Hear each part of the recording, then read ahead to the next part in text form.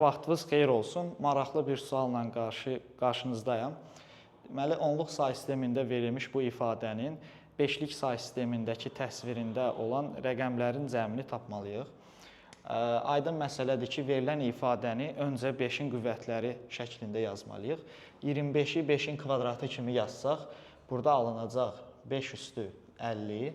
Bu 5-in qüvvətidir deyə bunu hətta 5 üstü 1 yazaq. Digəri də 5 üstü 50.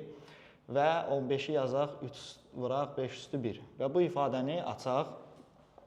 Bu ifadəni açanda olacaq 5 üstü 100, üstə gəl, 3 vuraq, 5 üstü 51, üstə gəl 5 üstü 51, üstə gəl 3 vuraq, 5-in kvadratı. Növbəti addımda diqqətlə görürsünüzsə 5 üstü 51-lər, burada da 1 vuraqdır. Bunları biz toplaya bilərik. Alacaq 5 üstü 100. Üstə gələk 4 vuraq 5 üstü 51, üstə gələk 3 vuraq 5-in kvadratı. Aydın məsələdir ki, bunun da əmsalı 1-dir. 5-lik ayrılışı ilə ifadə elədiyimizə görə 5-in var olan qüvvətlərinin əmsalı həmin ədəddə var olan rəqəmləri ifadə edir. Yəni bu ədəd, bu ifadənin 5-lik say sistemindəki yazılışı bir rəqəmi ilə başlayır.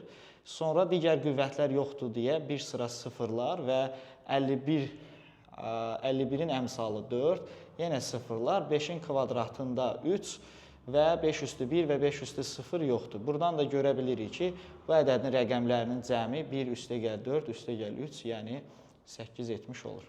Sağ olun.